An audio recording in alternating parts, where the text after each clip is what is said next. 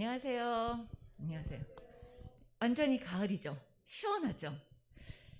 여러분들은 가을하면 어떤 꽃이 제일 기억에 떠오르시나요? 코스모스, 또 국화, 그렇죠. 해바라기, 그렇겠죠. 어, 이 사진은요, 이쁘죠? 저희 그 회사 앞에 조금 가면 안국역 사거리가 있어요. 그 안국역 사거리에서 옛날에 이렇게 담장으로 가렸거든요. 근데 그 송년공원, 그러니까 그 송년공원인가 이런 게 새로 생겼어요. 그래서 이 철조망이 탁 내리는 이렇게 꽃밭이 있었던 거예요. 그래서 사람들이 점심을 먹고 다 이 꽃밭을 구경하러 가는 거예요. 그래서 왜 사람들은 왜 이렇게 그 꽃을 보면 그렇게 좋아하는지 괜히 기분이 좋아지고 회사에 있다가 그 막 빌딩에 그런 거 갇혀 있다가 이렇게 가까운데 꽃밭이 있으니까 이 꽃밭으로 다 달려가는 걸 보면서 역시 하나님께서 주신 이런 아름다운 천연계를 보면 우리가 모두 마음에 온화해지고 또 사랑이 넘치는 그런 사람이 되는 것 같습니다. 그래서 오늘은 꽃 속에 담긴 하나님의 마음에 대해서 한번 살펴보고자 합니다. 자, 이제 퀴즈예요. 제 이름은 무엇일까요? 하고 하는 것입니다. 이게 뭘까요? 매화, 또 벚꽃, 또 철쭉, 사과, 땡. 성경에 나왔다고 그랬잖아요. 성경에. 복숭아꽃. 역시 장도님은 이게 감복숭아꽃이래요. 영어로는 아몬드인데 이게 감복숭아꽃이라고 합니다. 근데 우리 성경에서는 살구꽃이라고 번역이 많이 됐대요. 그래서 한국의 복사꽃, 아까 복사꽃 얘기하셨잖아요. 그런 살구꽃과 비슷하고 또 우리가 많이 들어볼 게 아로니 지팡의 핀꽃 있잖아요. 요것도 살구꽃이래요. 그리고 아몬드꽃은 이 살구꽃은 성막 등잔에 잔 모양이 된다고 또 하고 있거든요. 이렇게 보면 출애굽기에 25장 33절에 이렇게 나왔어요. 이쪽까지의 살구꽃 형상의 잔색과 꽃받침과 꽃이 있게 하고 저쪽까지에도 살구꽃 형상의 잔색과 꽃받침과 꽃이 있게 하고 등잔대에서 나온 가지 여섯을 갖게 하자. 이렇게 보니까 꽃이 막 5개로 꽃잎이 있고 이렇게 봉우리 있고 이렇게 보니까 그 성막에서 보는 그런 잔 모양 같으신가요? 그래서 이 살구꽃은 성전에서 사용돼서 거룩한 아름다움을 나타내는 그런 꽃이라고 합니다. 그리고 이 감복숭아가 저는 한 번도 본 적이 있는데 되게 귀한 거래요.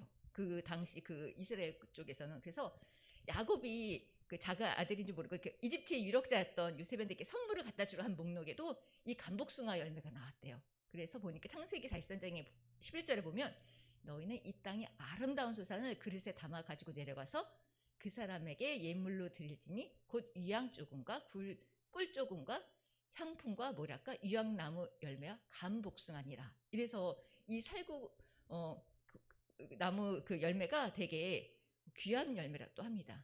그리고 또 어떤 데 나왔다 그랬죠? 예. 모세가 그러니까 여기 보면은 아론의 지팡이에 움이 돋고 순이 나고 꽃이 피어서 살구 열매가 열렸더라 이렇게 나오고 있거든요. 그래서 이 모세는 여기서 이 아론 지팡이에 그냥 저절로 막 살구꽃이 막 열릴 일이 없잖아요. 그래서 하나님께서 이 지팡이에 생명과 기적적인 성장을 부여하지 않으셨다면 이 지팡이는 꽃이 피고 열매를 맺을 수가 없었어요. 그래서 요게 또 그런 거고. 자, 이거는 무엇일까요? 무화과. 이건 다 아시지 않으세요? 얘는 왜 꽃 배우기 했는데 왜 무화과 열매를 데리고 왔냐? 이렇게 말씀하실 수도 있어요. 그쵸? 무화과는 꽃이 없다고 해서 무화과인데 실제로는 열매 안에 꽃이 핀다고 하더라고요. 그래서 이 열매라고 하는데 또 무화과는 저는 이게 무화과 열매일 때 어떨 때는 되게 좋게 얘기하고 어떨 때는 나쁘게 얘기하고 좀 헷갈렸어요. 그랬더니 제가 뭐 상류도 열매를 맺지 않은 무화과 나무로 불살라버리라고 또 하시고 그러셨잖아요. 근데 이 무화과는 4월에 첫 열매가 열린대요. 이걸 파계라고 하는데 이 첫 열매는 먹지 않는데요. 그냥 버리는 거래요. 맛이 좀 덜하다고 버린다고 가난한 사람이 먹도 내버리고 그 다음에 6월부터 이제 조금 나는데 8월에 해서 그 두 번째 열매 수확하는 게 이게 무화과 열매라고 하더라고요. 그래서 무화과 옆에 잎을 보니까 잎 되게 무성하지 않으세요? 이 무화과 이파리가 언제 나왔을까요? 언제 성경에 언급이 되신지 아세요 혹시? 네, 네. 맞아요. 그쵸? 하와가 선악과를 먹고 벌거벗은 걸 알았을 때 그 치마로 만든 그 나무 이파리가 무화과 나무 이파리라고 하더라고요. 그래서 이 인간의 수치를 가리는 무화과 나무 잎이 나왔습니다. 그리고 두 번째는 쉼과 안식을 또 상징을 한다고 해요. 그래서 이 보시면 잎이 되게 무성하죠. 그럼 뭐가 있을까요? 그늘이 많고. 그러면 땡볕에 그늘만 들어가면 중동 지역은 되게 시원하잖아요. 그래서 무화과 나무 아래라는 관용적 표현을 되게 많이 쓴대요. 이것은 이제 이 무화과 나무에 쉼을 얻고 번영하고 또 평화를 얻는다는 그런 의미가 돼요. 그래서 길가나 밭에 한 곳에 항상 무화과 나무가 있었대요. 더우면 거기서 쉬라고. 그래서 그 무화과 나무 아래서 평안한 삶을 살아가는 이스라엘 백성들의 얘기가 이 열왕기상에서 나올 수도 있고 미가서 4장 4절에 보면 한번 이거 같이 한번 읽어볼까요? 시작. 각 사람이 자기 포도나무 아래와 자기 무화과 나무의 아래에 앉을 것이라. 그들을 두렵게 할 자가 없으리니 이는 만군의 여호와의 입이 이같이 말씀하셨습니다. 무화과 나무 아래에서 또 보살피는 저희 하나님을 보실 수 있습니다. 또 무화과는 어떻게 해요? 이 열매가 너무너무 맛있잖아요. 그래서 이것도 귀한 양식으로 또 쓸 수 있고, 그리고 네 번째는 이게 재림과 세상 끝의 징조를 나타내는 말이라고 하더라고요. 그래서 무화과는 여름에 나는 과실이거든요.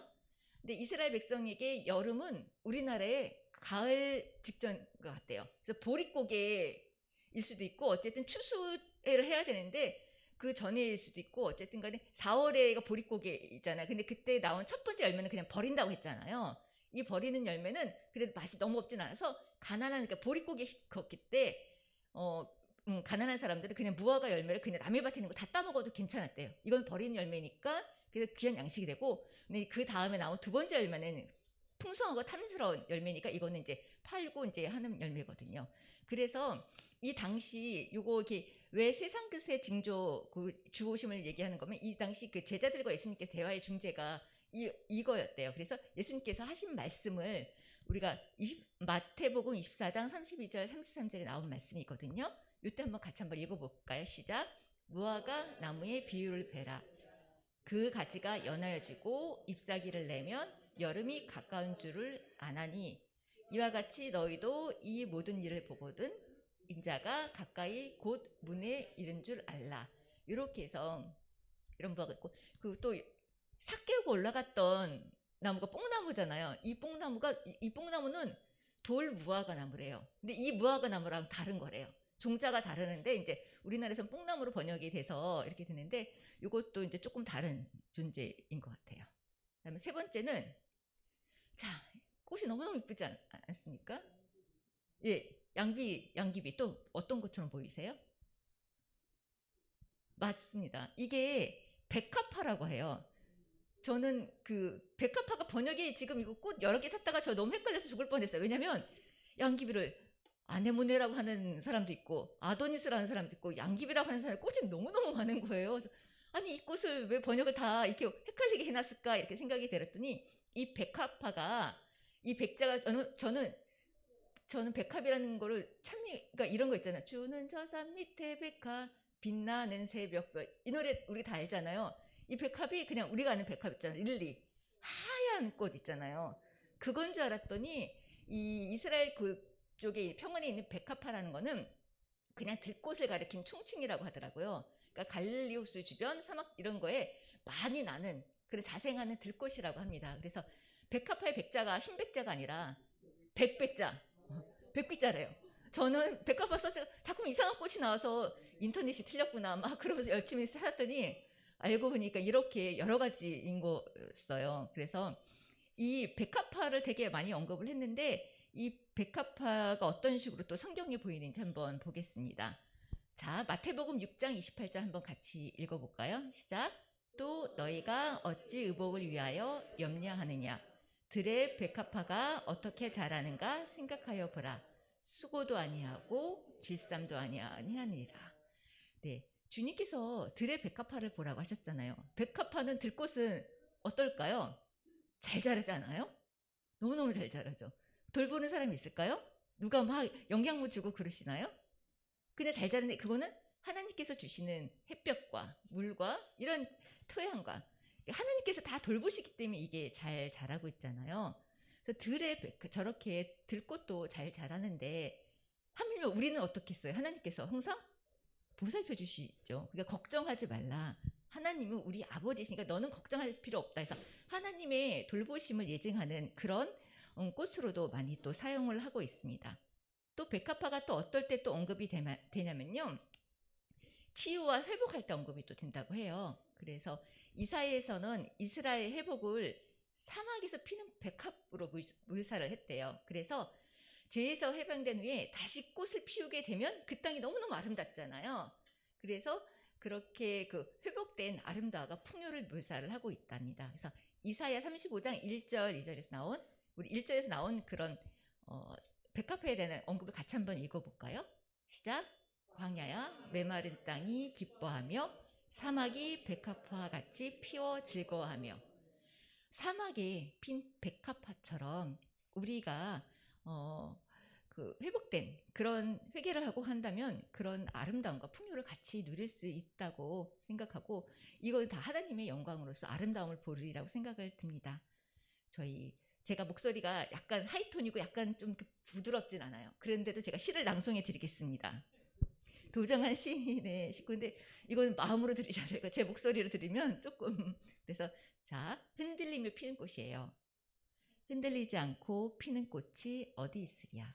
이 세상 그 어떤 아름다운 꽃들도 다 흔들리면서 피었나니 흔들리면서 줄기를 곧게 세웠나니 흔들리지 않고 가는 사랑이 어디 있으랴.